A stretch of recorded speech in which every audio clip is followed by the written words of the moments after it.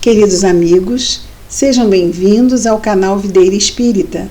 Meu nome é Cristina Brito e estamos começando mais um programa Gotas do Evangelho, onde vemos juntos as mensagens do Espírito Emmanuel recebidas pela psicografia de Chico Xavier e reunidas no livro Caminho, Verdade e Vida, editado pela Federação Espírita Brasileira.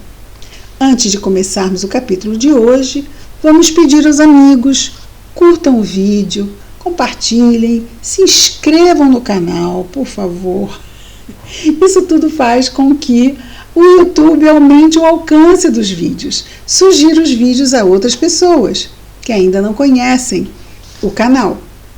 Bom, petitórios feitos. Vamos ver hoje juntos a mensagem de número 19 do livro Caminho, Verdade e Vida, cujo título é Na Propaganda. E o versículo destacado por Emmanuel está no Evangelho narrado por Lucas.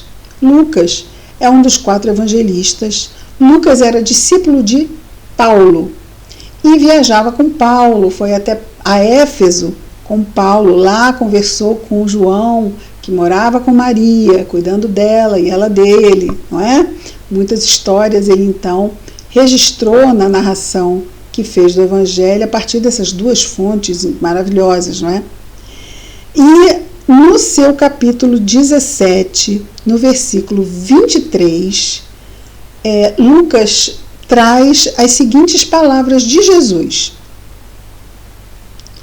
Edir-vos-ão, ou seja, dirão para vocês, ei-lo aqui ou ei-lo ali, não vades, nem nos sigais.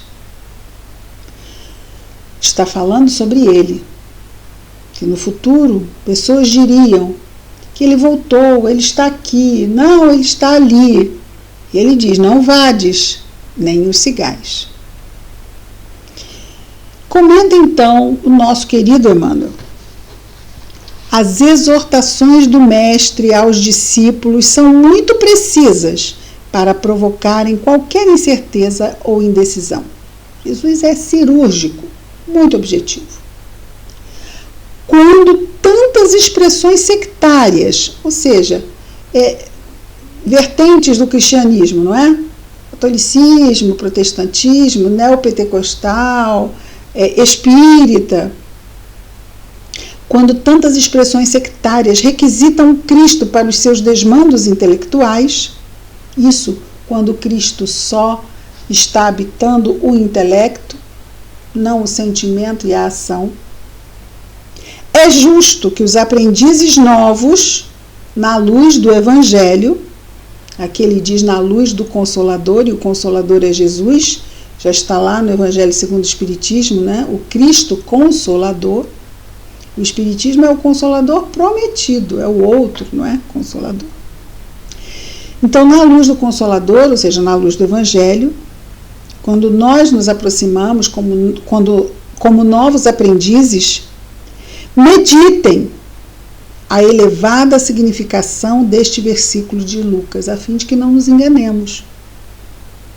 E nos enganando, podemos nos decepcionar, porque muitas vezes vamos delegar a nossa fé ainda como recém-chegados, não é?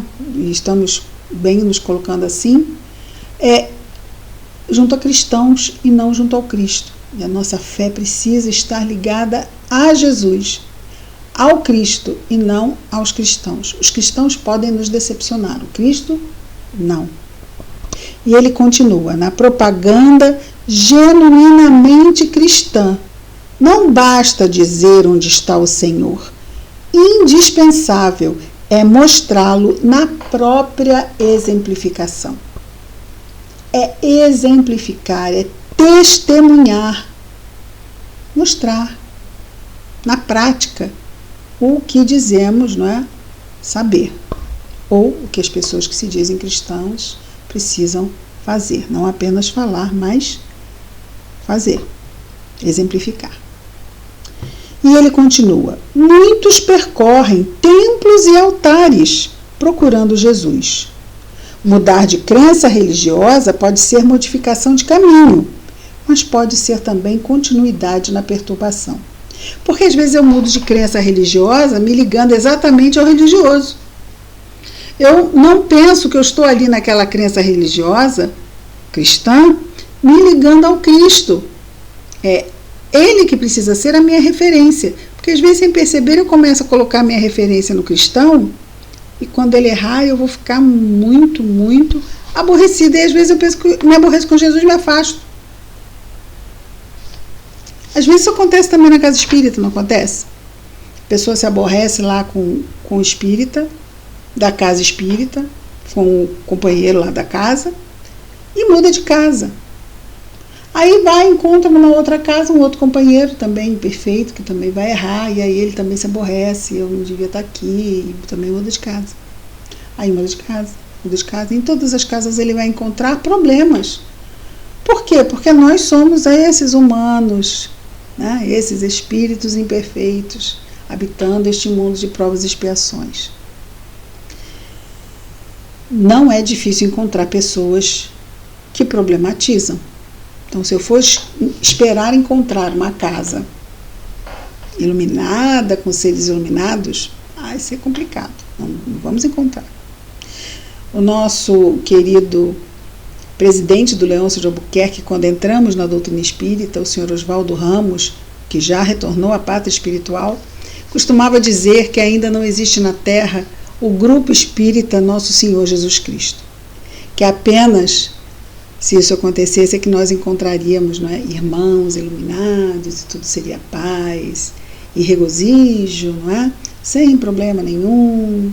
Mas, se não tivéssemos outros, né, se fossem todos iluminados, o que a gente vai estar no meio deles? Nós é que vamos a ser o agente da perturbação, né? Emmanuel continua. Torna-se necessário encontrar o Cristo no santuário interior. A gente está muito preocupado. Onde que ele está? Do lado de fora? Ele tem que estar aqui. Pensado, sentido, vivido em cada um de nós, na medida das nossas possibilidades e dos nossos recursos. E ele diz, cristianizar a vida não é imprimir-lhe novas feições exteriores. Então, mudar dessa para essa doutrina cristã. É reformá-la, a vida, cristianizando-a, né? Reformar a vida para o bem, no âmbito particular. Então, eu sei do meu esforço na minha transformação. Não estou esperando nada do lado de fora. Eu estou criando esse vínculo comigo e tratando dentro de mim do que deve ser tratado e buscado. Porque é aqui que Jesus vai falar. Para cada um de nós, dentro de nós. E ele continua. Os que afirmam apenas na forma verbal que o mestre se encontra aqui ou ali, arcam com profundas responsabilidades. A preocupação de proselitismo, quer dizer, fazer o outro se converter, né? Proselitismo, vem para cá, não, vem para cá, aqui é que tá? Não, vem para cá. Não, aí não tá não. Aí o outro diz, não, entra não, vem para cá. E vê as igrejas cheias, os templos cheios, as casas espíritas cheias. Preocupação de angariar adeptos. O espiritismo não tem isso. Então por que você falou casa espírita? Porque movimento espírita é uma coisa, doutrina espírita é outra. Não é? Acabamos de falar que doutrina espírita é irretocável. Até agora, pelo menos, não houve nada que a desabonasse. Não é? Embora eu já tenha até ouvido pessoas dizendo Kardec está ultrapassado. Quem diz que Kardec está ultrapassado, definitivamente não estuda Kardec. Você acha que está ultrapassado por quê? Mas lá no século XIX, coisa antiga. Eu já ouvi dizer, quando nós começamos a comentar sobre o Evangelho, vai falar do Evangelho, mas o Evangelho, 2000 anos, coisa antiga. Oi? Por favor, isto é dar um atestado de profunda ignorância. né? Então, por favor, precisamos estudar Kardec e precisamos estudar o Evangelho para podermos trazer Jesus para a nossa vida e realmente trabalharmos a nossa transformação. É um processo. Como é que eu vou trabalhar a minha transformação se eu não tenho parâmetro? Quem vai me dar o parâmetro? É o Evangelho. E aí continua o nosso Emmanuel, falando aqui da preocupação de proselitismo é sempre perigosa para os que se seduzem com as belezas sonoras da palavra sem exemplos edificantes. Então, de novo, é o caminho para a decepção. Porque palavras brilhantes, daqui a pouco eu vou verificar que são palavras vazias, que aquilo que é dito não é vivido, aí eu vou e fico muito decepcionada e vou-me embora. E largo Jesus para lá, porque me decepcionei naquele local. Mas espera aí, a quem que eu estou me vinculando? Tenho que tomar cuidado sobre isso. Isso é uma armadilha. Eu tenho que tomar cuidado para não cair nessa armadilha.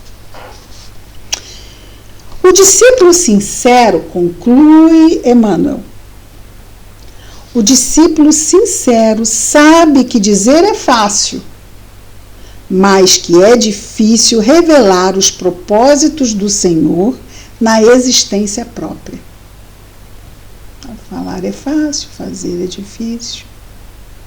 Muito mais fazer o que Jesus nos coloca, que é exatamente colocar o homem novo em ação, colocar o homem de bem que está em nós em ação, colocar o verdadeiro espírita, o verdadeiro cristão, que são sinônimos, em ação.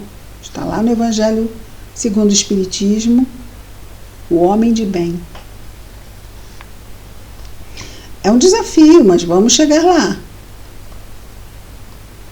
Então ele continua dizendo: é imprescindível fazer o bem antes de ensinar a quem quer que seja.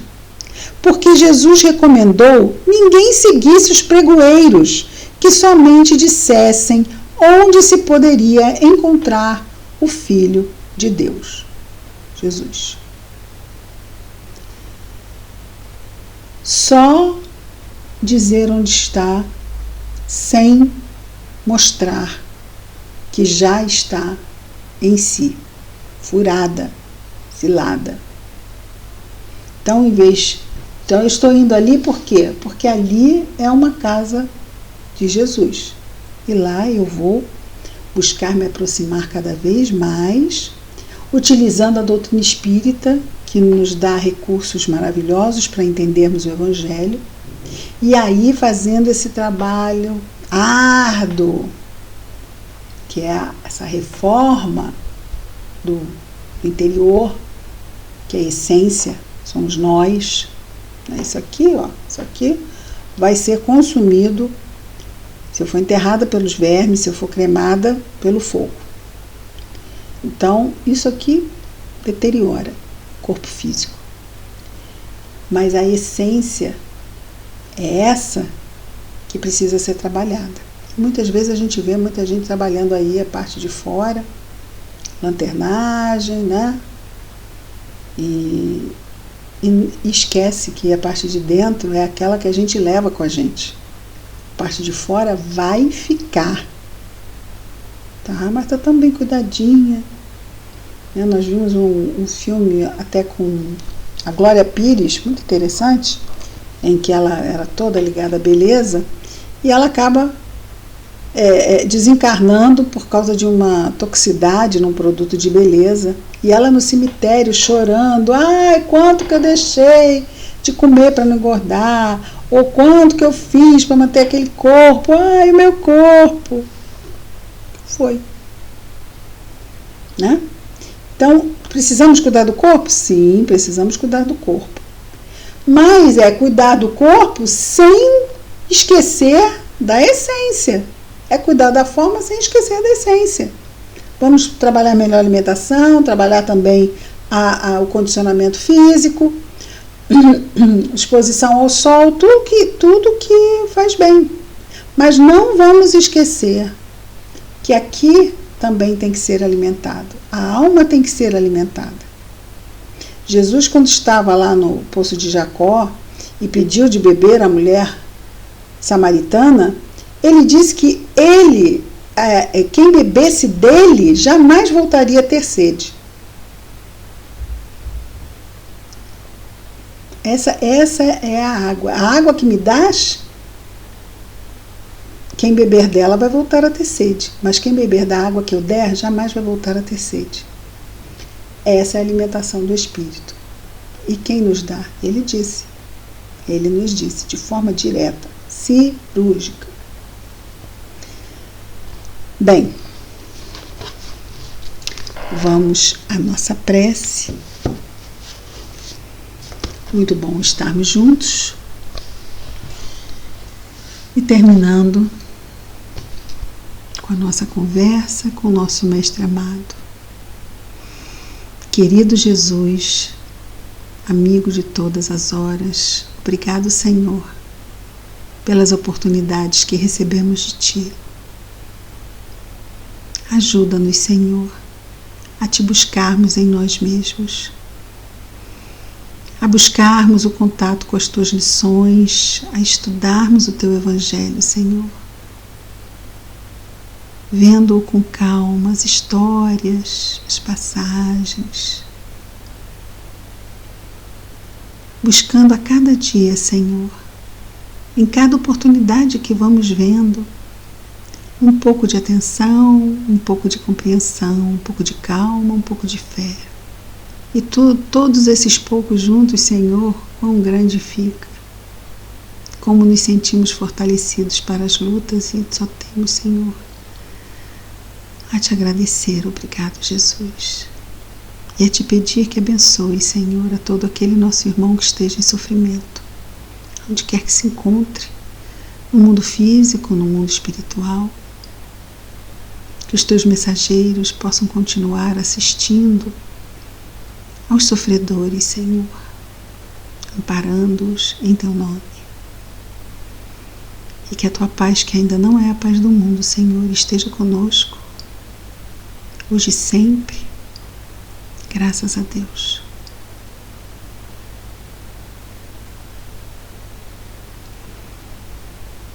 Bem, amigos, amanhã estaremos juntos com mais uma mensagem do capítulo do livro Caminho, Verdade e Vida, neste programa Gotas do Evangelho. Muita paz a todos.